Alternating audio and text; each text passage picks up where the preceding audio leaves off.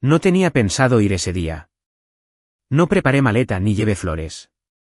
Ni siquiera llamé antes para anunciarme. Simplemente conduje.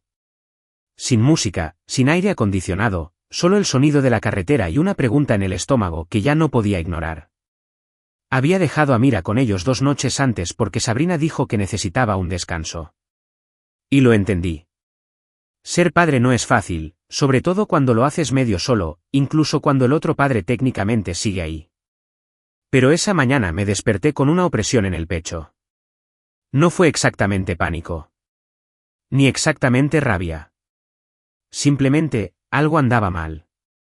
Y he aprendido a no ignorar esa sensación. Cuando doblé en la calle sin salida y vi la entrada medio llena, aparqué en la calle. No era por costumbre. Fue instintivo. Necesitaba distancia, un respiro entre su reino y el mío. Mientras caminaba por la pasarela que había hormigonado hacía 6 años, no pude evitar fijarme en las nuevas campanillas de viento que colgaban del porche. Latón barato, tintineando como campanas en un funeral simulado. La puerta principal estaba entreabierta. Esa fue la primera señal. Margot nunca dejaba la puerta abierta. Con ella, siempre se trataba de las apariencias. Siempre perfecta, siempre cerrada. Pero hoy, esa puerta estaba entreabierta, como si la mentira que habían estado viviendo finalmente se hubiera desvanecido. No toqué. Entré, despacio, en silencio. Cada paso conllevaba el peso de 1000 concesiones. Había pagado por esta casa. No solo con dinero. Con silencio. Con asentimientos cuando debería haber hablado. Con paciencia cuando debería haber apartado a Mira hace años. Pero me quedé. Por la familia. Por las apariencias. Por Sabrina. Me quedé porque irme era como renunciar a algo que juré proteger. Pero ese juramento se había vuelto frágil. Y entonces lo oí. Esa voz. La de Margot. Afelada. Inflexible. Lava bien los platos, inútil. Me quedé paralizado a medio paso, y el sonido me impactó en el pecho como un trono. No había dulzura en su tono. Era imposible confundirlo con un comentario casual. Eso no era frustración. Era desdén. Puro y practicado. Y entonces llegó la risa, estridente, adolescente, despreocupada. Elise y Harper. Las gemelas de Clarissa. Sentado en ese sofá de cuero beige que había ayudado a elegir. El que me habían traído la misma semana que nació Mira, caminé hacia adelante, mis zapatos silenciosos sobre la madera pulida que había pagado para instalar. Allí, en la cocina, estaba mi hija. De 6 años. Descalza. Llevaba un delantal enorme que le arrastraba por los costados. Sus diminutas manos temblaban mientras sujetaba una esponja casi del tamaño de su puño. Una torre de platos se alzaba imponente sobre ella, en el mostrador. Sus brazos se estiraban en alto, intentando fregar con una desesperación que solo había visto en adultos aferrados a trabajos que odiaban. Intentaba demostrar algo. Intentaba ser lo suficientemente buena. Intentando ganarse su lugar. Fue entonces cuando me di cuenta. Su cabello aún estaba en la trenza que le hice la noche antes de que se fuera. Nadie se había molestado en rehacerlo. Y sus gafas, demasiado grandes para su cara, se resbalaban al inclinarse hacia adelante. ¿Y el taburete donde estaba de pie? Se tambaleaba bajo su peso cada vez que tomaba otro plato. Detrás de ella, Elise revisaba un teléfono, Harper mascaba chicle ruidosamente, y ninguna de las dos miró a Mira. En realidad, no. La miraron a través de ella. Pasó junto a ella. Como si fuera un mueble. ¿Y lo peor? Mira no parecía molesta. Parecía resignada. Parecía que esto no era nuevo. ¿Dónde estaba Sabrina? Esa pregunta la hirió más que ninguna otra. Esta era su familia. Sus padres. Sus sobrinas. Su sangre. Y Mira, nuestra hija, estaba allí como una criada, como una carga. Y no la encontraron por ningún lado. Margot no me vio al principio. Estaba demasiado ocupada enseñándole a Mira cómo apilar los platos sin dejar manchas de agua. Ronald pasó por el pasillo, me miró y apenas reconoció mi presencia con un gruñido. No me preguntó por qué estaba allí. No pareció sorprendido. Solo murmuró, no es como las chicas de Clarissa, no tiene modales. ¿Falta de modales? Mira le dio las gracias a la cajera de la panadería. Me susurró disculpa al pasar por el pasillo. Se disculpó al estornudar en la iglesia. Me quedé en la puerta de la cocina y lo observé todo, los azulejos desportillados que me había ofrecido a cambiar, la pintura descascarada que Sabrina insistía en que no necesitaba retoques, el frutero falso sobre la mesa que tenía más presencia en esta casa que mi hijo. Y pensé en cada pago. En cada cheque. Cada traslado. Cada fin de semana que perdí para pagar sus impuestos. Cada gesto que le hice a Sabrina cuando dijo que era solo temporal hasta que se recuperaran. No se habían recuperado. Construyeron un trono sobre mi espalda y pusieron a Clarissa allí. Mira era solo una sirvienta en su castillo. Margot finalmente se giró y me vio. Su expresión no cambió mucho. Un destello de sorpresa se disimuló rápidamente con cortesía. «Ay, Julius. No te esperábamos», dijo, alisándose las arrugas de la blusa como si eso pudiera borrar lo que había visto. No respondí. Me acerqué y le puse una mano suavemente en el hombro a Mira. Al principio se estremeció, pero luego giró la cabeza lentamente. Sus ojos se encontraron con los míos, abiertos e inseguros. «Papá», dijo suavemente, con un susurro. «Ya basta», dije, lo suficientemente alto para que Margot lo oyera, con la calma justa para indicar que era definitivo. Tomé la esponja de la mano de Mira, la puse en el lavabo y la levanté. Sus bracitos me rodearon el cuello sin rechistar, sin dudarlo, como si me hubiera estado esperando todo el día. No levanté la voz. No empecé una pelea. Me di la vuelta y caminé hacia la puerta principal con mi hija en brazos. Sin explicaciones. Sin despedidas. Afuera, la acomodé en el asiento trasero, le abroché el cinturón y le besé la frente. Sonrió. Una sonrisa cansada y aliviada. Entonces saqué mi teléfono. Busqué el número guardado en Michael, agente de préstamos, y presioné llamar. «¿Michael?» Le dije que, en cuanto contestara, cancelara los pagos. Con efecto inmediato. No lo cuestionó.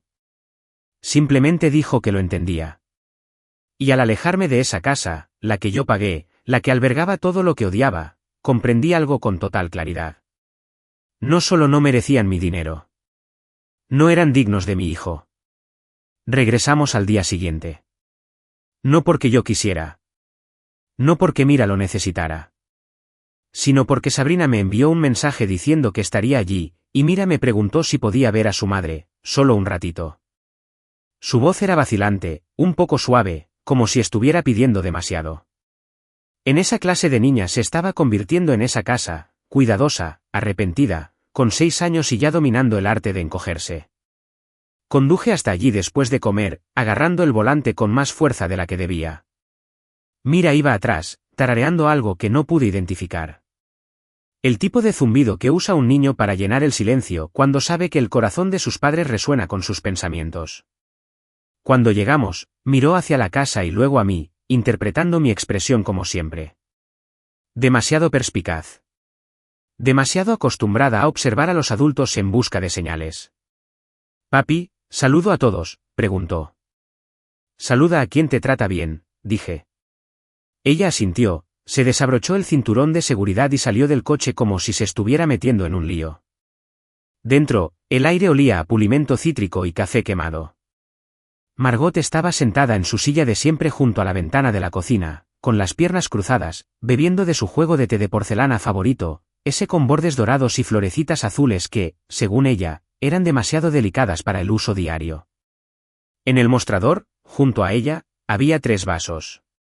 2 de ellos eran altos, transparentes, relucientes por la condensación, llenos de zumo de naranja y hojas de menta, con gotitas que caían como un anuncio. El tercero, más bajo y áspero, contenía agua turbia del grifo y tenía el borde desportillado, de esas que no se le dan a un invitado, de esas que se guardan al fondo del armario por si acaso. Margot ni siquiera me miró cuando dijo, Elise, Harper, vengan a tomar su jugo antes de que se caliente. Las gemelas entraron corriendo de la sala, con el pelo brillante y una actitud de superioridad coreografiada. Agarraron los vasos altos y se dejaron caer en el sofá con la naturalidad de quienes nacen con la aprobación. Mira se quedó quieta a mi lado, con las manos entrelazadas. Entonces Margot tomó la taza desportillada, la deslizó 5 centímetros hacia Mira sin mirarla a los ojos y dijo, toma. Puedes quedarte con esa. Sin cariño, sin calidez. Solo eso. Una taza desportillada. Un gesto que se disfrazó de generosidad. Miré a Mira. No se movió. Su mirada se dirigió al sofá donde los gemelos bebían su jugo y se reían de algo en la tableta que tenían entre manos. Volvió a mirar el vaso como si fuera una prueba. Si lo tomaba, demostraría que no era desagradecida. Si no lo hacía, la acusarían de mala actitud. Tomó la taza con ambas manos. Bájala, cariño, dije con dulzura. Mira se quedó paralizada y luego obedeció. Margot arqueó una ceja y por fin me miró. ¿Qué pasa ahora?, preguntó, como si interrumpiera un momento de ensueño. El problema, dije, es que crees que mi hija merece menos porque no es hija de Clarissa. Margot se burló. Es hija de Sabrina, ¿verdad? ¿Mi hija? La he tratado igual que a las gemelas de su edad. ¿Te refieres a ruido de fondo?, pregunté, con la voz aún tranquila, casi clínica. Ronald entró arrastrando los pies en la habitación, asomando en un palillo como si fuera un puro, y murmuró, no montes otra escena, Julius. Todos estamos hartos del dramatismo. Quería reír. ¿Yo, el dramático? Había mantenido la cabeza baja durante 6 años. 6 años organizando barbacoas, reparando tuberías con fugas, cubriendo los déficits en las facturas de servicios públicos cuando la pensión de Ronald no alcanzaba. 6 años mordiéndome la lengua cada vez que se referían a las hijas de Clarissa como nuestro orgullo y a Mira como la pequeña de Sabrina. Ni siquiera a nuestra nieta. Solo una nota a pie de página. Un recordatorio. Un coste. Mira me miró de nuevo. Me arrodillé para mirarla a los ojos. No bebes de vasos que te hacen daño, cariño, dije, señalando la grieta. Mereces algo mejor.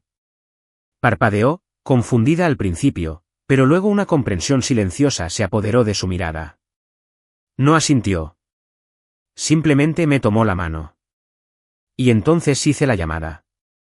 Todavía agachada junto a mi hija. Todavía sostenía su mano. Saqué mi teléfono del bolsillo trasero y busqué hasta encontrar el número de Michael. La voz de Margot se agudizó. ¿Llamas a la policía ahora, Julius? Apreté el botón de llamada. No, dije. No a ellos. Michael contestó al segundo timbre. Señor Ward. Es la hora, dije. Una pausa, luego su voz se tranquilizó. ¿Cancelar los pagos de la hipoteca de inmediato? Sí. Fijarlo en un día. Lo tienes. Colgué. Margot se levantó ahora. Ronald se quedó mirando, sin el palillo. La habitación se había movido. Las paredes se inclinaron hacia él. El aire se había vuelto más denso al darse cuenta de que algo valioso se les había escapado. ¿A qué te refieres con cancelar?, preguntó Ronald con la voz apagada. Digo, dije, irguiéndome en toda mi altura, tu salvavidas se acaba de quedar colgado. Los labios de Margot se abrieron como si fuera a llorar, pero no salió nada. Todavía no. Todavía no entendía. En realidad no. No la magnitud. Pero lo haría. Clarissa y las niñas vienen este fin de semana, dijo débilmente, como si fuera relevante. Pueden beber de vasos desportillados, dije. Y pueden explicarle a Mira por qué el techo gotea y la calefacción se apaga en invierno. Ronald dio un paso al frente. La acogimos. Le dimos un hogar. Le diste tareas, dije. Le diste juicio y silencio. Le dejaste creer que tenía que ganarse el amor siendo invisible. Me volví hacia Mira. Vámonos. Mientras caminábamos hacia la puerta, oí a Margot decir, «Estás haciendo esto para castigarnos». No, dije sin girarme. Hago esto para protegerla. Afuera, El sol se sentía diferente, más cálido, más libre. Mira me apretó la mano con más fuerza al llegar al coche. Papá, dijo mientras le abría la puerta. No me gustó esa taza. Lo sé, dije. No tienes que volver a beber de ahí. La abroché, me senté en el asiento del conductor y arranqué el coche. Al alejarme de esa casa, no sentí arrepentimiento. Ni siquiera tristeza. Solo el dolor puro de la claridad. Habían construido su imperio sobre mis espaldas, y yo acababa de salir de debajo de él. Lo que pasa con el poder es que la mayoría de la gente no se da cuenta de quien lo ostenta hasta que se le escapa. Y para entonces, ya es demasiado tarde. Margot, Ronald, Clarissa, se pavoneaban por aquella casa como si hubieran sido elegidos, como la realeza, ordenada por derecho de nacimiento y reforzada por la tradición. Pero la tradición no pagaba las cuentas. El ego no cubría las hipotecas. El orgullo no se encargaba de los impuestos prediales. Yo sí. Discretamente. Durante 6 años. Fui el salvavidas que nunca reconocieron. La mano firme detrás de su ilusión de estatus. Y ahora, con una decisión, una llamada, había tirado del cordón. Y ni siquiera lo sabían. Todavía no. Eso hizo que los días siguientes fueran tan extraños. Porque en la superficie todo seguía igual. Mira y yo pasamos el resto del fin de semana en mi apartamento. Durmió en mi cama, se acurrucó a mi lado y me hizo preguntas como, ¿te quieren más si eres callado? No tenía respuestas que no le rompieran el corazón, así que le dije la verdad de una forma que pudiera contener. La gente correcta te quiere, sin importar lo ruidoso o suave que seas. Asintió y se durmió a media frase. El lunes por la mañana, sentía una extraña quietud en el pecho. No era alivio. No era alegría. ¿Qué? No me arrepentí de haberlos cortado, ni por un segundo. Pero sabía lo que venía. El derrumbe no sería ruidoso. No, esta familia era demasiado orgullosa para eso. El derrumbe sería silencioso. Medido. Enmascarado como confusión. Primero harían preguntas educadas. Entonces llegaba el pánico. Luego la culpa. Esa mañana, Mira preguntó si tenía que volver a casa de Nana. No, dije.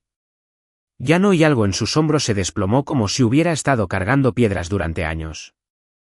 La dejé en la escuela y luego aparqué frente al banco. Michael ya había preparado la carta de cancelación. La firmé. Firmé cada página. Me miró con una mezcla de sorpresa y admiración. ¿Estás seguro, Julius?, dije. Lo estuve desde el momento en que llamó inútil a mi hija. Esto no es venganza. Es corrección. Asintió, guardó la carpeta en un cajón cerrado con llave y dijo, se necesita mucha paciencia para esperar el momento oportuno. No fue paciencia, dije. Fue amor. Salí del banco y caminé 2 cuadras hasta el café donde solía encontrarme con Sabrina cuando aún estábamos enamorados. Pedí un café que apenas probé y me quedé sentado en silencio, con la certeza. Me imaginaba a Margot sorbiendo su té esa mañana, sin darse cuenta. Veía a Ronald en el patio trasero, trasteando con el generador averiado que le compré para su cumpleaños hace 2 años. Clarissa probablemente no tenía ni idea de que algo había cambiado. No había aportado ni un céntimo en más de 1 año, pero seguía tratando el lugar como si fuera su herencia. Y eso era lo más gracioso. No era su casa. Era la mía.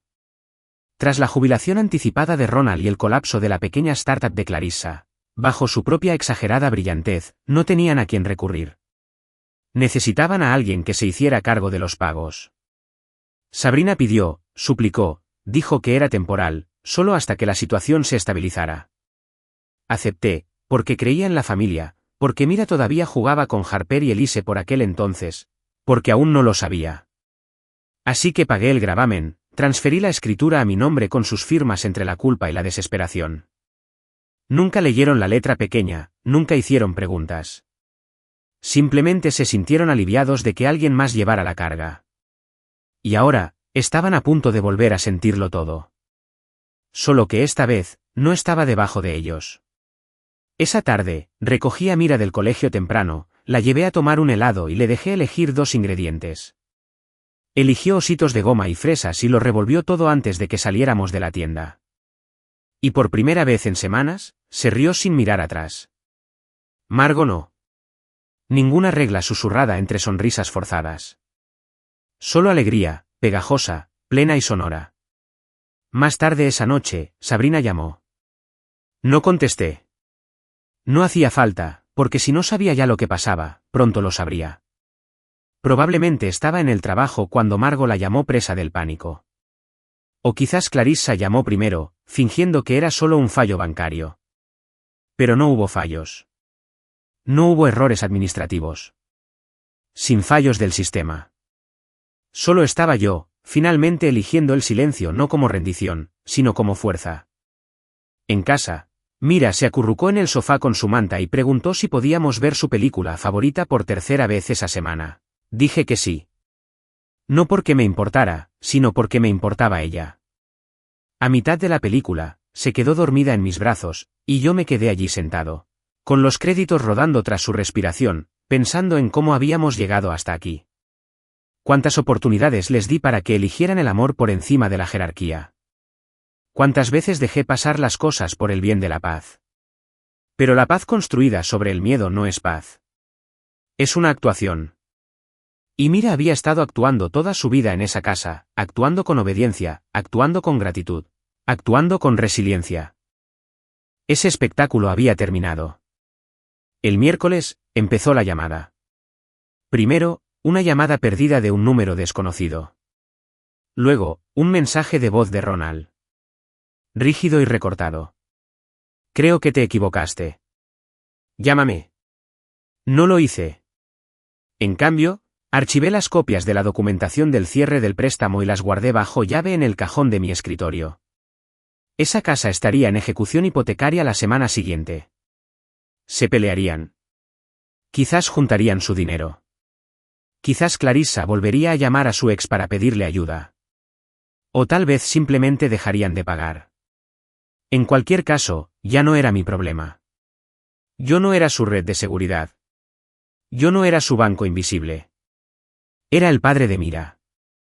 Y eso significaba priorizar su alegría sobre su comodidad. La ironía era que no tenían ni idea de lo frágil que era su comodidad.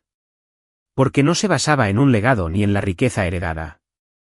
Se basaba en un sacrificio silencioso, el mío. Y ahora que me había vuelto tan silenciosa, las paredes temblarían. Esa noche, mientras doblaba la ropa en la sala, Mira salió de la cama arrastrando la manta. «¿Papá?», preguntó con ojos sonolientos. «¿Hice algo mal?». Me senté enseguida y la senté en mi regazo. «No, cariño». «¿Por qué me preguntas eso?». «Porque usé la taza rota». Y Nana dijo que debería estar agradecida.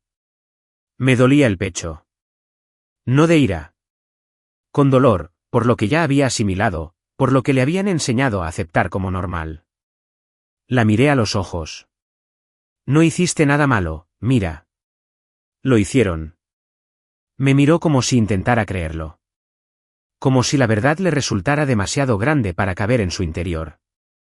Le di un beso en la frente. Estamos a salvo ahora, dije. Esa casa ya no es nuestro hogar. Ella asintió lentamente, luego susurró, de acuerdo, y apoyó la cabeza en mi pecho. Y en ese instante supe que no habíamos perdido nada. Simplemente, por fin éramos lo suficientemente libres para reconstruir. La primera llamada llegó un jueves por la mañana. Mira seguía dormida, acurrucada entre una maraña de mantas en el sofá, con su panda de peluche favorito bajo el brazo, como si protegiera sus sueños. Yo estaba de pie junto al fregadero, preparando café, dejando que el vapor subiera a la tranquila mañana como incienso para una nueva vida. El teléfono vibró una vez. Pero no necesité mirar la pantalla para saber quién era. Margot. Lo dejé sonar 4 veces antes de contestar. No quería, pero una parte de mí sabía que ese era el momento en que todo cambiaría. Apreté el teléfono contra mi oído y no dije nada. Julius. Su voz sonaba tensa, como si ya hubiera ensayado lo que iba a decir, pero... La dejé sonar 4 veces antes de responder. No quería, Pero una parte de mí sabía que ese era el momento en que todo cambiaría. Me acerqué el teléfono a la oreja y no dije nada. Julius. Su voz sonaba tensa, como si ya hubiera ensayado lo que iba a decir, pero no le gustara cómo lo dijera. Sigo sin decir nada. El banco llamó esta mañana. Dijeron que no se había pagado el último pago de la hipoteca. Les dije que debía haber sido un error, que siempre habías sido tan confiable. Tomé un sorbo lento de café y dejé que el silencio se extendiera entre nosotros como una verdad que ella no estaba lista para afrontar. Cuando por fin hablé, mi voz era tranquila, monótona. No fue un error. Una pausa. Entonces, ¿qué quieres decir? Dejé de pagar. El silencio que siguió no se prolongó. Cayó. Denso e inmediato. Como si algo se hubiera desplomado en su mente y no estuviera segura de cuán profundo llegaría. ¿Por qué harías eso?, preguntó, pero no había ira en su voz. Todavía no. Era confusión envuelta en la suave tela del derecho. Porque la familia no le grita a mi hija mientras sus primos se ríen. Inhaló profundamente. Un jadeo herido de una mujer que no sabía que se había sacado sangre. No es justo, Julius. No, dije. Lo que no fue justo fue ver a mi hija lavando platos mientras tu nieta dorada se pasaba el rato en TikTok. Lo que no fue justo fue darle a Mira un vaso desportillado mientras Elise y Harper bebían de torres de cristal como reinas. Lo que no es justo es tu silencio mientras la humillan en una casa que le dijeron que debía llamar hogar. No lo entiendes, empezó, y su tono se tornó más suave, calculador. Los niños juegan bruscamente. Se burlan. Eso es normal. Ella no estaba jugando. Ella estaba trabajando. Para aprobación. Para espacio. Para aire. Ella lo intentó de nuevo. Solo pensamos.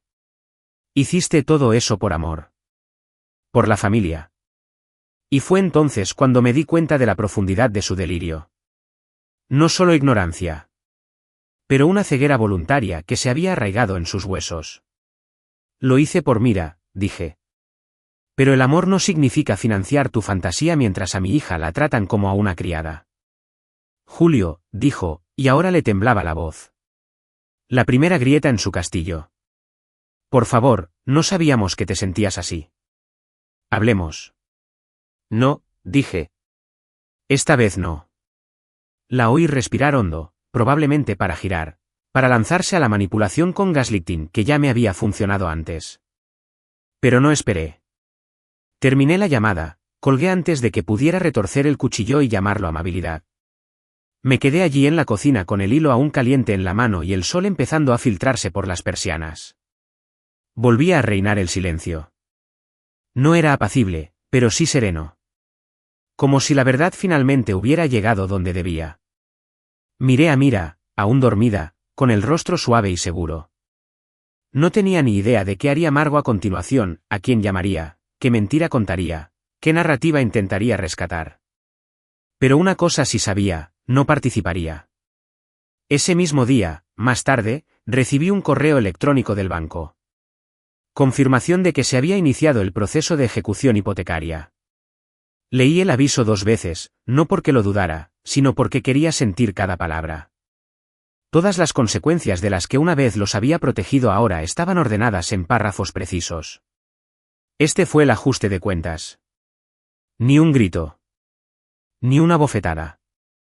Un desmantelamiento legal silencioso. Por la tarde, recibí otra llamada, esta vez de Sabrina. No contesté. Pensé que si tenía algo importante que decir, aparecería. No lo hizo. En cambio, Mira y yo fuimos a la biblioteca. Escogió 3 libros sobre caballos, uno sobre el espacio y un cómic que aún no tenía edad para leer, pero le gustaban las ilustraciones. Los aferró contra su pecho como si fueran un tesoro. Cuando la bibliotecaria le dio una pegatina, me miró y sonrió como si el mundo por fin le hubiera hecho un hueco. Esa noche, mientras yo cocinaba pasta y Mira coloreaba en la mesa, mi teléfono volvió a vibrar. Esta vez, era un mensaje grupal. Clarissa. Oí lo que hiciste. Estás destrozando a esta familia. Valerie, la tía de Sabrina. Estoy seguro de que esto es una etapa. Julius solo necesita procesar sus sentimientos. Darren, el tío siempre neutral. Quizás deberíamos reunirnos, como adultos. Podemos arreglar esto antes de que empeore. ¿Y Ruth? La abuela Ruth. La misma mujer que una vez le dijo a Mira que se endureciera o la dejarían atrás. Su mensaje fue el más breve. ¿Por qué ahora? Miré la pantalla, la releí 3 veces y luego puse el teléfono boca abajo sobre la encimera. Mira levantó la vista de su libro para colorear. ¿Eso era trabajo? No, dije. Solo gente que no sabe pedir perdón. Parpadeó, pensativa. Se pide perdón cuando se hace algo malo. Exactamente. Cenamos en silencio, ese silencio que cura en vez de doler. Mira me contó de una compañera que trajo un conejito a la escuela. Se rió al describir cómo cagó en el rincón de lectura, y yo también me reí, de verdad, con ganas y durante mucho tiempo. Por un momento, me olvidé de la casa. De los pagos. Los nombres en el chat grupal. Solo la vi a ella, la niña a la que intentaban socavar, floreciendo de nuevo frente a mí. Más tarde, mientras lavaba los platos, me tiró de la manga. Papá, si no volvemos a casa de la abuela, ¿a dónde van las niñas? Hice una pausa, enjuagando un plato. Se quedan allí por ahora, dije. Pero la casa está cambiando. ¿Por nosotros? Porque recordé lo que importa. Ella asintió, satisfecha. Luego dijo aquello que se me quedó grabado en el pecho y se quedó ahí mucho después de que se durmiera. Me gusta más cuando no tenemos que fingir. Me arrodillé, la abracé fuerte y la inhalé. Yo también, Mira, susurré. Yo también. Y así, me di cuenta. Dejar que la casa se cayera no era destrucción. Fue una liberación. La siguiente llamada llegó justo antes del mediodía. Estaba en el pasillo de frutas y verduras, comparando 2 bolsas de zanahorias baby, la nueva obsesión de Mira, cuando mi teléfono sonó con el nombre de Clarissa. Lo vi sonar 2 veces. 3 veces. Luego respondí, no por curiosidad, sino por claridad. Quería escuchar cómo reacciona la realeza cuando su corona empieza a resbalarse. Julio, dijo de inmediato, con voz brillante y quebradiza como el cristal pulido. Tenemos que hablar. Puse las zanahorias en la cesta. ¿Sobre qué? Ya sabes. Sobre la casa. Sobre lo que has hecho. Ahí estaba, sin calidez, sin cómo estás, sin saber nada de Mira. Solo propiedad, como si el lugar fuera suyo por decreto divino, y yo fuera a destrozar las puertas. No le hice nada a la casa, dije. Simplemente dejé de pagarla. Una pausa. Solo un suspiro de silencio. Entonces se lanzó a ello. Estás destrozando a esta familia, Julius. Esa casa lo es todo para nosotros. Para mis hijas. Crecieron allí. Tienen recuerdos, fiestas de cumpleaños, mañanas de Navidad, picnics en el jardín. Me apoyé en el carrito. ¿Y Mira? ¿Qué tiene? Ella no es el punto. Es justo lo que buscas. Clarissa suspiró. Siempre te ha gustado hacerte la mártir. Como si te hubiéramos hecho daño de alguna manera. Como si te hubiéramos quitado algo. Pero te casaste con esta familia. Nadie te rogó. No. Dije lentamente. Pero todos me rogaron que salvara esa casa. En silencio. Legalmente. Y lo hice. Y ahora lo estás destruyendo. ¿Por qué? ¿Porque a Mira no le dieron jugo de naranja en un vaso de cristal? Por todo lo anterior al jugo de naranja. Por cada comentario desviado. Por cada encogimiento de hombros. Cada vez que dejaste reír a tus hijas mientras Mira lloraba y te dijiste a ti misma que solo estaban jugando. Es dramática, dijo Clarissa con desdén. Excesivamente sensible. Tiene 6 años. Necesita endurecerse, dijo, como si fuera un consejo y no una acusación. Necesita sentirse segura, dije, algo que nunca sintió contigo. Julius, escucha, dijo Clarissa, cambiando repentinamente de tono. suavizándose. Casi podía oírla hojeando un nuevo guión. Vamos a pausar. Quizás haya ido demasiado lejos. Quizás todos dijimos cosas que no queríamos decir. Seguro que podemos encontrar una solución. Quizás solo necesitabas que te escucharan. La interrumpí. Tuviste años para escucharme. ¿Y ella? Elegiste no hacerlo. Elegiste la tranquilidad sobre la empatía. Se hizo un silencio absoluto. No se lo esperaba. Había sacado el truco, aquel en el que las disculpas eran solo negociaciones para mantener el statu quo. Pero esa estrategia ya no me funcionaba. No quise lastimar a nadie, dijo, ahora en voz más baja. Solo intentábamos mantener la calma. Me aguantaste la espalda, dije. ¿Y Mirus? ¿Sus hijos? No entienden cómo funcionan las cosas. No, dije, pero entienden la justicia. Entienden lo que significa ser excluidos. Entienden a quién le sirven el jugo y a quién le mandan limpiar el desastre. Estaba callada. Me la imaginé paseándose. En una cuerda de seda. Quizás de pie en la misma cocina que creía aún le pertenecía, contemplando el jardín que ya no pertenecía a su padre. Quizás sus hijas estaban allí, jugando en el columpio que yo pagué, sin saber que el futuro de esa casa estaba ahora en cuenta regresiva. Es solo una niña, murmuró, casi para sí misma. ¿Por qué nos harías esto a todas? Por ella. Ese fue el momento en que cayó la última máscara. Porque en el mundo de Clarissa, Mira no era nosotras. Era algo adyacente. Una ocurrencia tardía. La chica que toleraban. La que no encajaba del todo con sus fotos seleccionadas ni con su realidad filtrada. Para ella. Repetí. Porque ella es lo único que importaba en esa casa. Solo pienso, dijo con voz temblorosa, que deberíamos haber tenido la oportunidad de arreglarlo antes de que te volvieras nuclear. Nuclear la dejaba llorar sola en una habitación de invitados sin mantas porque derramó jugo de manzana en tu sofá. Era ruidosa. Despertó a los bebés. Ella no es una sirvienta. No es de la familia. Y ahí estaba. La verdad. Cruda. Desnuda. Involuntario. No grité. Ni siquiera me inmuté. Solo dije, gracias por finalmente decirlo en voz alta. Intentó retractarse. No era mi intención. ¿Lo hiciste? Y por eso nunca la volverás a ver. Clarissa se quedó sin aliento. Tú no puedes hacer eso. Yo sí. Y lo haré. Estás siendo cruel. No. Por fin estoy siendo honesto. Luego colgué. Me quedé allí un momento, rodeada de lechuga orgánica y 2x1, dejando que sus palabras se asentaran y se me escaparan. El peso de fingir había desaparecido.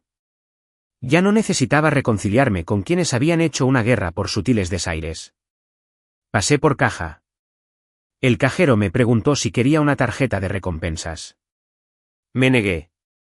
No me quedaba nada que ganar. Cuando Mira llegó a casa ese día, me preguntó si podíamos ir al parque. Dije que sí. Empacamos palitos de zanahoria, rodajas de manzana y su jugo favorito, el que siempre dudaba en pedir cuando visitábamos a Margaux.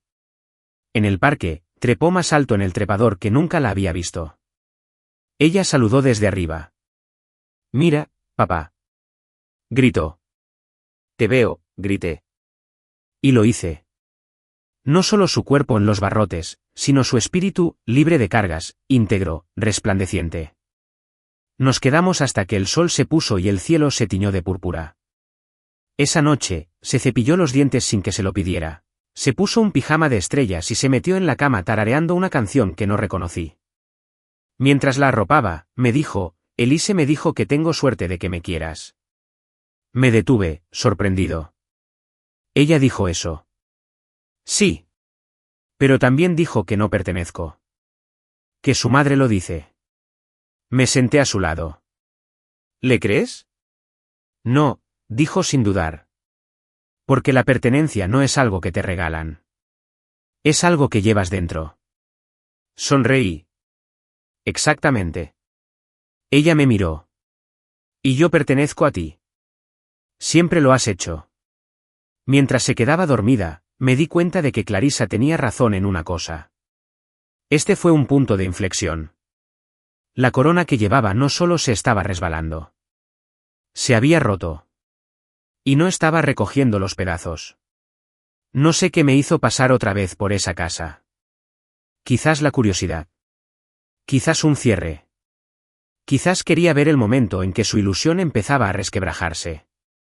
El sol apenas había penetrado la bruma matutina, y Mira seguía en la escuela, tarareando algo sobre Júpiter durante el desayuno. Tenía el día libre. Podría haber hecho cualquier cosa. Dormí hasta tarde, limpié el coche y me puse al día con el trabajo. Pero en lugar de eso, tomé ese callejón sin salida familiar, la calle que antes me parecía una obligación, pero que ahora solo me inspiraba desapego. Aparqué 2 casas más allá y observé desde la seguridad de los cristales tintados. El césped estaba sin cortar. Ronald solía hacerlo él mismo con la misma cortadora de césped oxidada que le compré hace 5 cumpleaños. Ahora estaba en el garaje abierto, inmóvil. Los setos se curvaban sobre sí mismos. Y pegado a la puerta, torcido pero oficial, estaba el aviso. Se inició el proceso de ejecución hipotecaria. Último pago atrasado. Desalojo pendiente. No era solo una carta. Era un ajuste de cuentas. Lo miré como si fuera una obra de arte enmarcada. Algo que había pintado con cada palabra no dicha, cada protesta que se tragó, cada depósito que nunca reconocieron. Y ahora estaba clavado en su puerta principal como una escritura. Habían gobernado esta casa como una mansión, se habían coronado guardianes del legado, reinas de la tradición, hombres de orgullo anticuado. Pero la escritura no se preocupaba por los linajes. Se preocupaba por las firmas. Le importaba la responsabilidad. Y no tenían ninguna. Vi a una vecina detenerse mientras paseaba a su perro. Miró el periódico con los ojos entrecerrados y luego ladeó la cabeza, confundida. Me imaginé lo que estaría pensando. ¿Acaso esta familia no siempre había proyectado estabilidad? Las fiestas en el jardín, las coronas navideñas, los conjuntos a juego frente a la chimenea. ¿Qué había salido mal? Entonces se abrió la puerta y apareció Margot, todavía en bata, peinada y con los labios pintados como una armadura. Arrancó el aviso de la puerta y lo arrugó con una mano. Pero el movimiento no fue rápido. Fue cuidadosa, controlada, como si ni siquiera en pánico pudiera arriesgarse a parecer descortés. Vio a la vecina y forzó una sonrisa que no le llegó a los ojos. Intercambiaron saludos. Luego volvió a entrar y cerró la puerta despacio, en silencio, como si aún pudiera ignorar la verdad. No me quedé mucho tiempo. Solo lo suficiente para ver el cambio, el momento en que la reina se dio cuenta de que su castillo estaba alquilado. De vuelta en casa, el chat grupal estaba animado. Empezó con el tío Darren, por supuesto. Darren. Hola a todos, necesitamos mantener la calma. Hablemos como adultos. Tía Valerie, esto es una locura. Julius actúa por amargura. No es él. Clarissa, nos han humillado. Mis hijas están traumatizadas. ¿Acaso te importa, Julius? No respondí. La abuela Ruth, que no había dicho mucho desde su infame mensaje de 2 palabras, por fin escribió un párrafo. ¿Por qué ahora, Julius? ¿Por qué avergonzar a la familia? Todos tenemos defectos, pero esto es vengativo. Vengativo. No protector. No correctivo. Vengativo. Aún así, ninguno mencionó a Mira. Ni un solo mensaje. Ni una sola pregunta sobre la niña a la que permitieron tratar como a una empleada doméstica. Ninguna preocupación por su bienestar. No hay disculpas por las tazas desportilladas, las habitaciones frías ni las órdenes a gritos. Solo control de daños. Solo vergüenza. Cerré el chat grupal y abrí el carrete de mi cámara.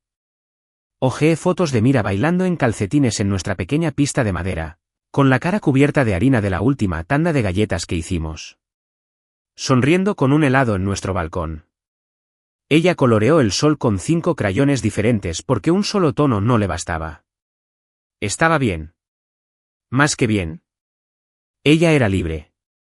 Y lo odiaban. No porque estuviera herida, sino porque ya no lo estaba. Porque el poder que tenían ya no la alcanzaba. Porque finalmente la había apartado por completo de su alcance. Al anochecer, Sabrina volvió a llamar. Esta vez sí respondí. Vi el aviso, dijo, sin fingir.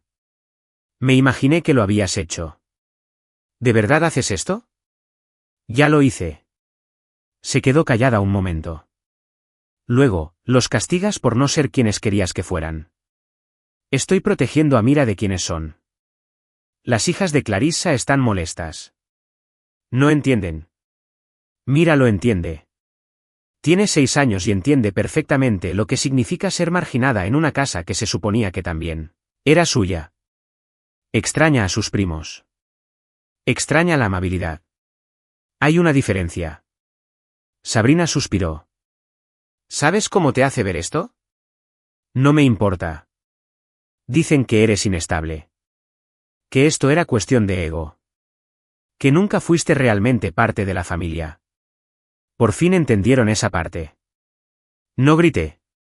No supliqué. Ni siquiera alcé la voz. Simplemente dejé la verdad sobre la mesa como una sábana limpia sobre un colchón manchado. Elegiste el silencio cada vez que la humillaban. Asentiste. Le quitaste importancia. Querías paz, pero no justicia. Yo quería ambas. ¿Y ahora? Ahora, me conformo con la distancia. No respondió. No de inmediato. ¿La vas a criar sin nosotros? No. La criaré sin hacerle daño. Las puertas están abiertas para cualquiera que traiga amor. No un legado. No es un derecho. Solo amor. Colgó. No con enojo. No de repente. Solo en silencio. Esa noche, Mira preguntó por qué el grupo no la había llamado. Porque están ocupados resolviendo problemas, dije. ¿Hice algo malo otra vez? No, cariño. Todavía no saben cómo disculparse. Lo pensó un buen rato. Luego susurró, ¿no estás enojada conmigo? La abracé. La acerqué. No hiciste nada malo. Estoy orgulloso de ti. Todos los días. Ella asintió, con los ojos muy abiertos y serios. No quiero volver allí. Nunca tienes que hacerlo. Afuera, el viento soplaba débilmente, tirando de los confines del mundo. ¿Pero adentro? Dentro de nuestra pequeña casa, nada temblaba. Nada se rompió. No había avisos pegados en la puerta. Solo calor.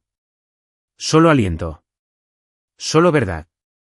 La casa con la que los salvé se les escapa de las manos. Y por primera vez en mucho tiempo, solo siento paz. El bungalow no era gran cosa. 2 habitaciones, un pasillo estrecho, un baño con un grifo que hacía clic al cerrarlo demasiado rápido. Pero era mío, comprado discretamente el año pasado cuando apareció la primera grieta en mi matrimonio con Sabrina, cuando Mira empezó a estremecerse cada vez que alguien alzaba la voz. Había permanecido vacío todo este tiempo, solo un plan B acumulando polvo y sol. Ahora era un hogar. Cargué a Mira al cruzar el umbral como una tradición renacida. Se aferró a mis hombros, insegura. Escudriñé las paredes desconocidas como si buscara un juicio oculto. Pero el silencio aquí no era cargado. No susurraba críticas desde detrás de las puertas ni dejaba un rastro de suspiros pasivos por el pasillo. Simplemente permanecía quieto, esperando a que ella decidiera que era seguro. La bajé con cuidado. Caminó lentamente por la habitación, arrastrando los dedos por la pared como si estuviera trazando límites que por fin podía redefinir. La seguí hasta la habitación de atrás, la más pequeña. La que había pintado de amarillo pálido, por si acaso. Se detuvo en el centro, miró a su alrededor y luego sonrió. ¿Es esta mi habitación? Si la quieres. Soltó la mochila y giró en medio de la alfombra, con los brazos extendidos como alas. Huele a galletas. Probablemente huele a pintura y pegamento para alfombras, dije riendo. Se encogió de hombros. Todavía me huele a galletas. Esa noche, comimos sándwiches de mantequilla de cacahuete en el suelo. Aún no había mesa ni sillas. Solo cojines y una conversación tranquila. Me contó de su nuevo profesor, el señor Lionel, que llevaba calcetines de colores y contaba historias sobre su gato llamado Nébula. Se reía al hablar de él. Una risa de verdad, no la que solía forzar en casa de su prima, la que venía con miradas rápidas para ver quién la observaba. Limpié después de cenar, tarareando. Desde la sala, gritó, ¿puedo poner música? Hice una pausa, la pregunta era tan simple y, a la vez, tan reveladora. Por supuesto. Encontró mi viejo altavoz Bluetooth en una de las cajas y orinó. A la hora de dormir, me preguntó si podía quedarme con ella hasta que se durmiera. Me acosté a su lado en el estrecho colchón individual, ambas mirando al techo. ¿Echas de menos la casa grande?, preguntó. No, dije. ¿Ni un poquito? Volví la cabeza hacia ella. ¿Y tú? Pensó un momento y luego negó con la cabeza. Había demasiado ruido. ¿Demasiada gente? No, dijo, demasiadas reglas. Incluso cuando nadie hablaba. Le besé la cabeza. Esta casa solo tiene una regla. ¿Cuál es?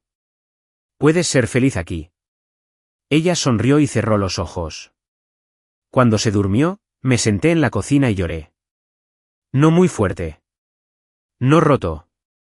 Solo lágrimas silenciosas. Dolor. Quizás, por los años que perdimos. Por el tiempo que pasó encogiéndose hasta alcanzar una forma que complacía a quienes nunca la merecieron. Pero había algo más en esas lágrimas, alivio. De esas que se asientan en el fondo del pecho y se expanden lentamente, como agua tibia. A la mañana siguiente, hizo la tostada. La quemó, pero no entró en pánico. Se rió, raspó el carbón con un cuchillo de mantequilla y dijo que estaba extra crujiente. Le dije que algún día sería una gran chef. Ese fin de semana, visitamos una pequeña tienda de segunda mano y elegimos adornos para su habitación. Guirnaldas de luces, una lámpara de noche con forma de nube y un puff azul cielo de segunda mano. Encontró un cuadro enmarcado de una jirafa bailando e insistió en que debía estar en su pared. ¿Por qué una jirafa? Porque tienen cuellos largos, pero aún así parecen mansos. No tenía sentido. Tenía todo el sentido. El domingo horneamos galletas. Con harina en el pelo, el temporizador sonando demasiado pronto, una tanda cruda, la otra un poco pasada.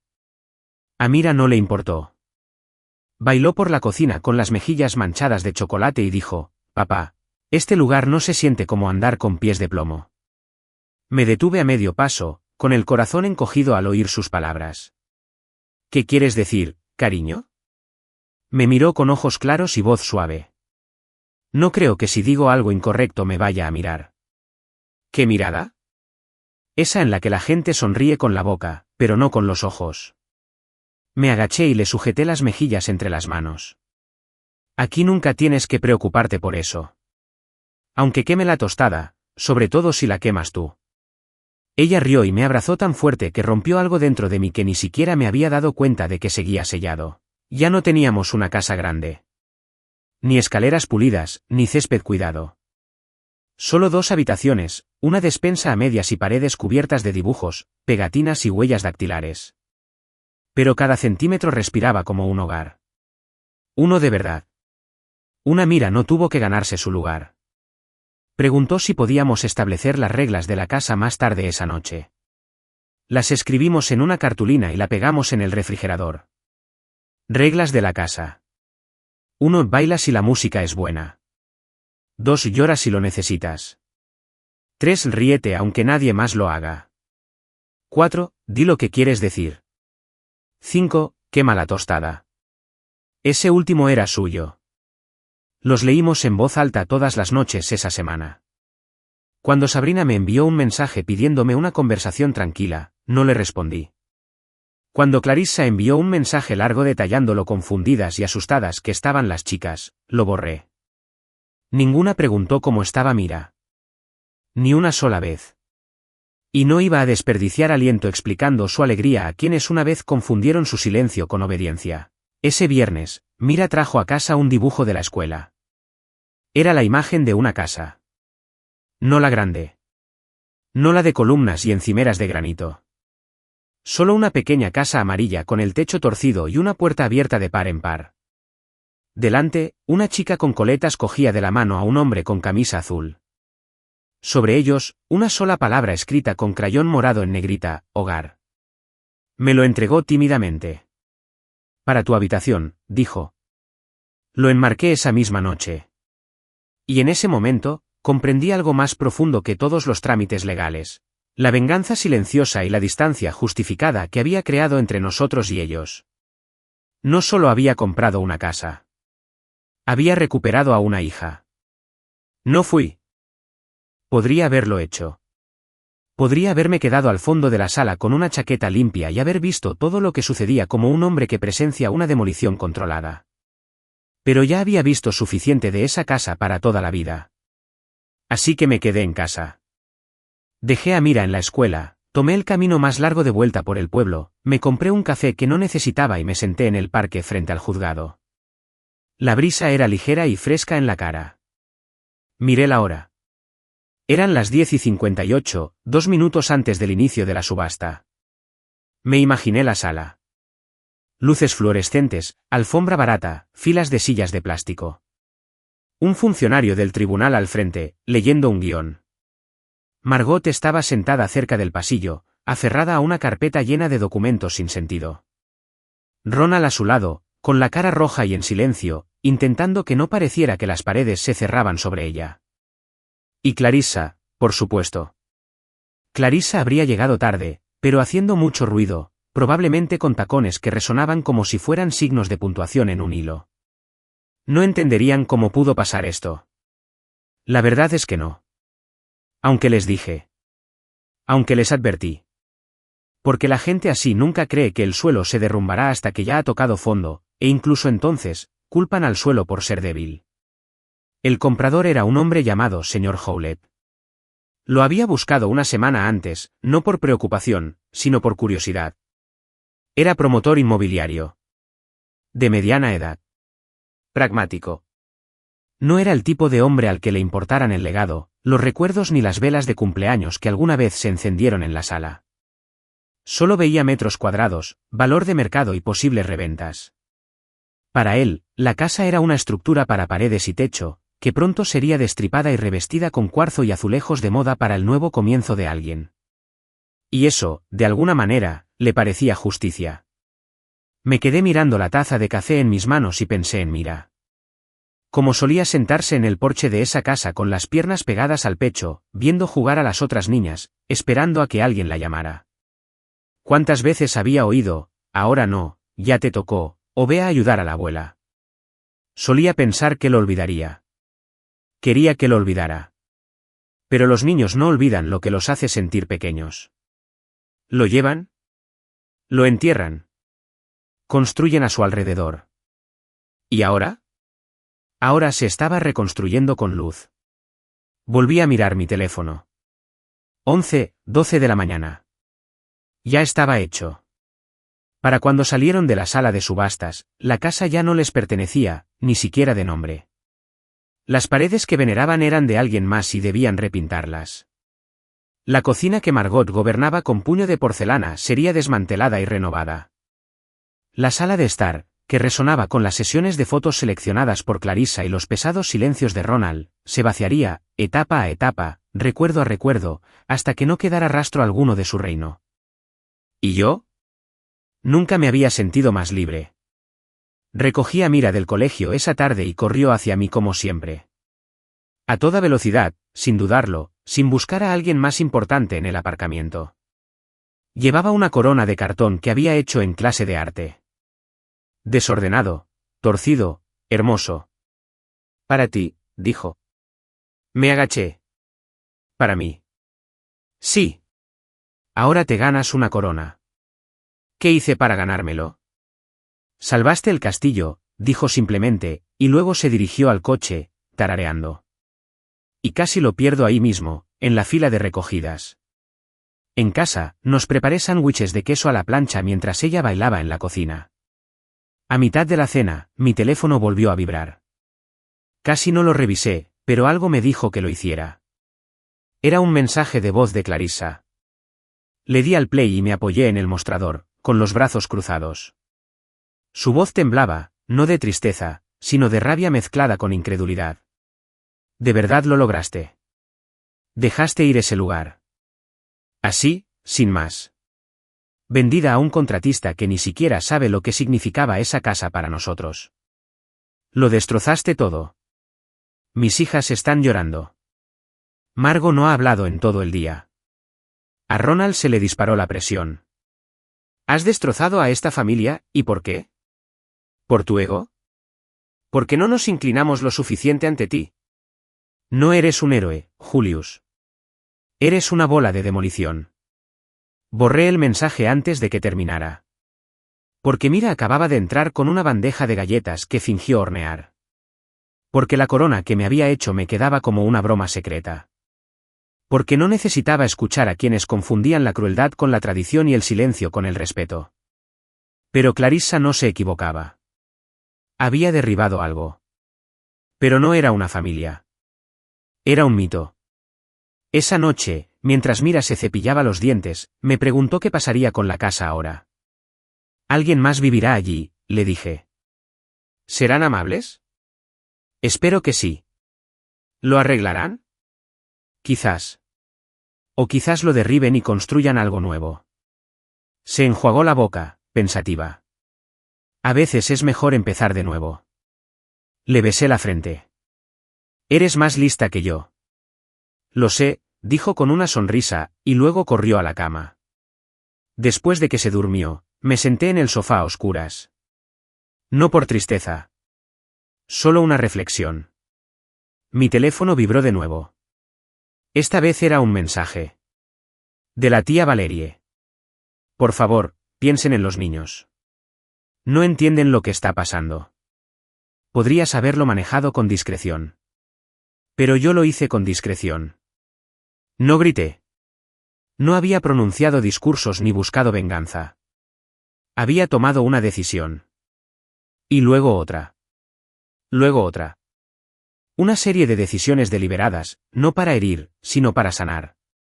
Simplemente no notaban la diferencia. Así que apagué el teléfono.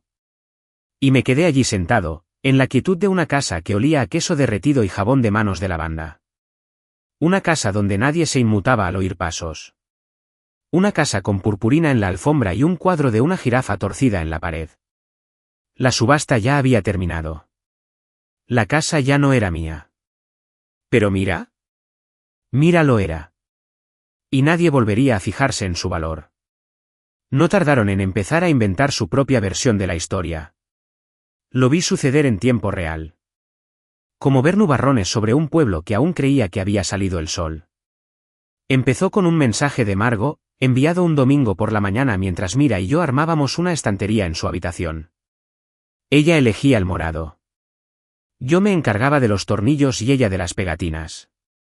Estábamos a mitad de camino cuando se me rompió el teléfono. Margo, nos has humillado. Destruiste el legado de tu propia hija. Legado. Esa palabra se quedó en la pantalla como una fruta podrida, agria y hueca. No respondí. Ni siquiera dejé que Mira la viera. Cerré mi teléfono, lo guardé en el cajón y le di otra pegatina de mariposa. Pero el mensaje se me pegó al día como una camisa mojada. ¿Destruir su legado? ¿Qué legado? ¿Las tazas desportilladas? ¿La habitación de invitados fría? ¿Las comparaciones susurradas con las gemelas de Clarissa? Eso no era un legado. Eso era podredumbre generacional disfrazada de encaje y elogios falsos. Más tarde esa noche, descubrí que Clarissa había ido más allá.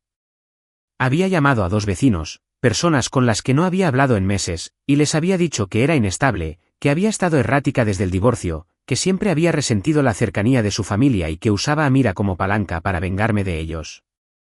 Me lo contó el señor Arnold, que vivía enfrente de la casa vieja y solía saludarme mientras cortaba el césped.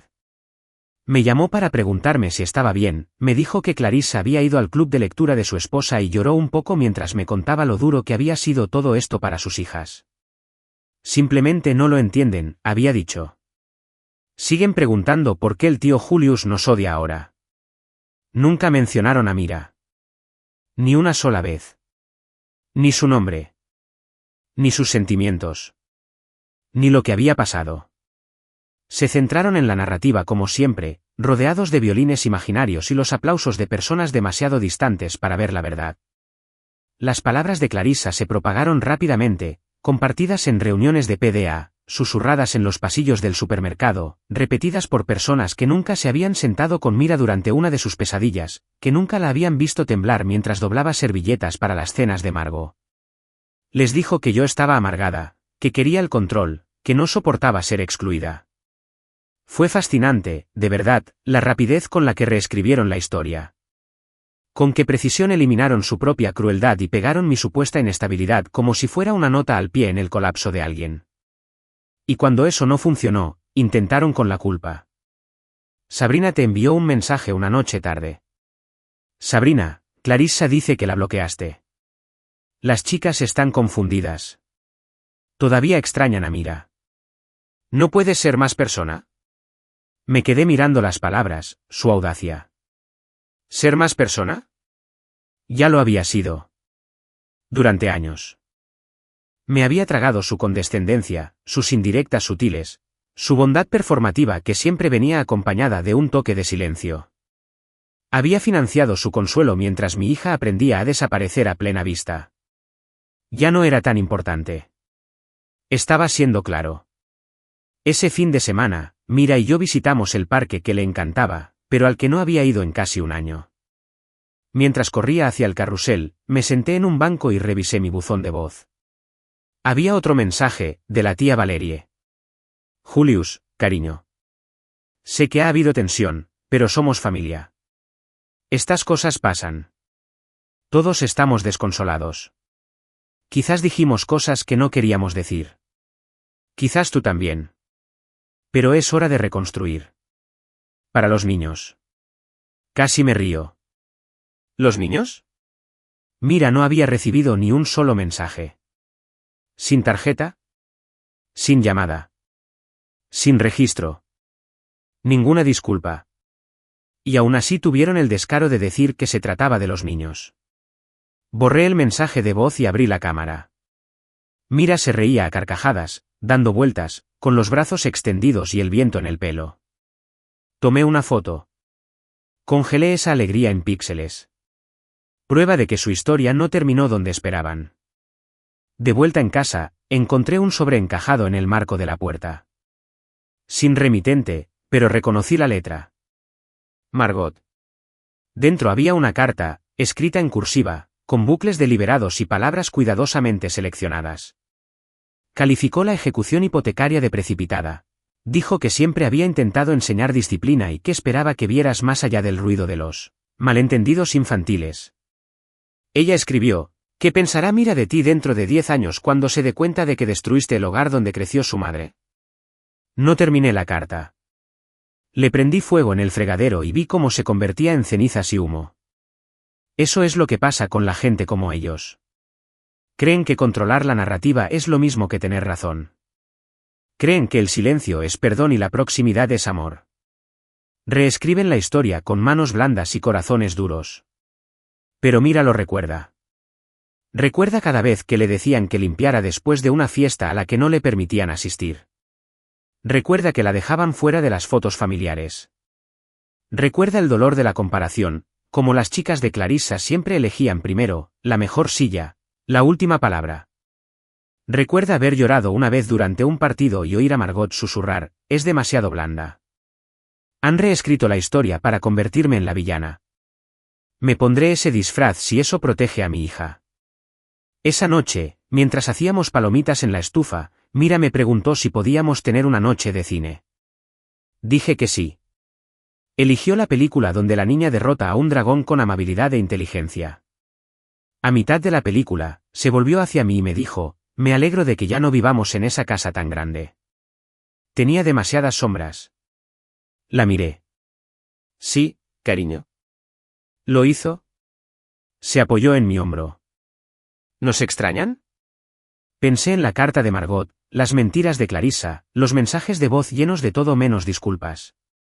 Extrañan la versión de nosotras que se quedó callada, dije. No somos quienes realmente somos. Ella asintió. Ahora nos apreciamos más. Yo también. Porque esto no fue venganza. Fue una revisión. ¿Y la historia que estamos escribiendo ahora? No hay lugar para tazas rotas ni medias verdades. Solo una chica que baila en la cocina como si fuera su escenario. Y un padre que por fin, la ve tal como es. No fue una gran fiesta. No hubo un pastel enorme. No hubo artistas contratados. Nada de invitaciones brillantes con lazos.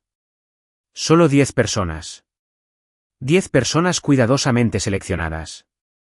Ese año, el cumpleaños de Mira cayó en sábado, y por primera vez, lo planeó como una niña que se creía importante. Quería globos, no rosas, sino verde azulado. Pidió un pastel de galleta con chispas de chocolate en lugar del típico bizcocho comprado que siempre traían sus primos. E invitó a su gente. Personas que la habían visto, oído y abrazado con ternura. Su maestro favorito, el señor Lionel, llegó temprano con un libro sobre galaxias y una corona de papel que había hecho con cartulina. Le dijo que era una constelación. Nina, nuestra vecina de trenza plateada y manos pacientes, trajo una bandeja de galletas de limón y abrazó a Mira como si fuera su sobrina. Jordan, mi compañero de trabajo, apareció con una sudadera con capucha llena de personajes de dibujos animados, para deleite de Mira, y ayudó a montar las sillas plegables en el patio. No hubo discursos elaborados. Ni bolsas de regalos diseñadas para impresionar. Solo risas y bailes torpes, y el sonido de los niños siendo niños, libres, ruidosos, alegres. Mira daba vueltas por el patio con una serpentina en la mano y glaseado en la mejilla. No pidió permiso para reír. No miró por encima del hombro para ver si alguien la juzgaba. En un momento dado, me tiró de la manga y susurró, «Esto parece que el cielo se ha abierto solo para mí». Y le creí. Asamos perritos calientes, repartimos platos de papel y dejamos que el jugo se derramara sin pánico. Cuando el viento volcó una taza, Mira rió entre dientes y dijo que no era para tanto, y siguió adelante. Ese momento, ese reflejo de perdonar el desastre, se sintió como una victoria. No porque fuera dramático, sino porque no lo era. Era normal. Por fin. Sabrina no llamó. Clarissa no me envió ningún mensaje. Nadie de esa casa me envió una tarjeta, un regalo ni un mensaje. Y no me lo perdí. Mira tampoco. La ausencia no se sentía como una pérdida. Se sentía como una claridad. Como si por fin hubiéramos forjado una vida sin disculpas. Después de que todos se fueran, nos sentamos en el patio trasero, rodeados de papel de regalo y glaseado derretido. Mira sostenía su nuevo cuaderno de bocetos en el regazo, hojeando las páginas en blanco como si fueran magia. Apoyó la cabeza en mi brazo. ¿Crees que están locos?, preguntó. No fingí malinterpretarla. Probablemente, dije. Se quedó callada un momento. ¿Bien? Me volví hacia ella, sorprendido. Se encogió de hombros. Porque si están enojados, significa que saben lo que hicieron. La miré. La miré de verdad. Tenía 6 años y ya entendía algo que muchos adultos nunca hacen, que a veces el enojo ajeno es solo la confirmación de que finalmente te has elegido a ti mismo. Tienes razón, dije. Ella sonrió. Lo sé. Esa noche, la arropé bajo la manta que Nina le había tejido y me senté junto a su cama un rato más de lo habitual. Ella miraba al techo, con los dedos entrelazados sobre el pecho. ¿Papá? Sí, cariño. Me alegro de que nos hayamos ido. Me alegro de que estemos solos. Sentí que las palabras se asentaban profundamente, como raíces que por fin encuentran agua.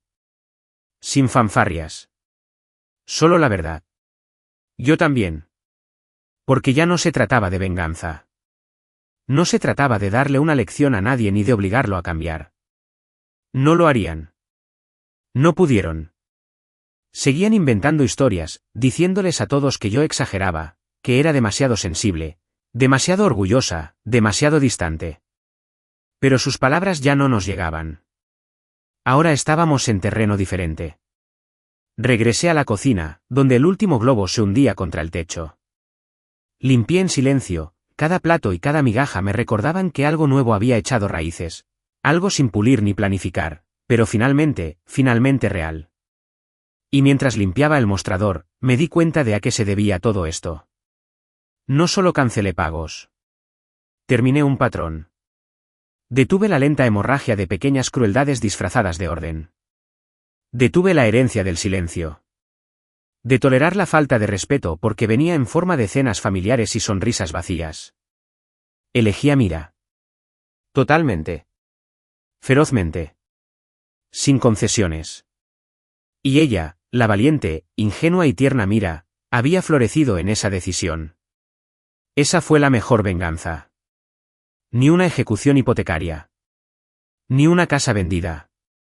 Ni los mensajes de voz, los chats grupales ni las historias reescritas. La mejor venganza fue una niña que bailó descalza en su propio patio trasero.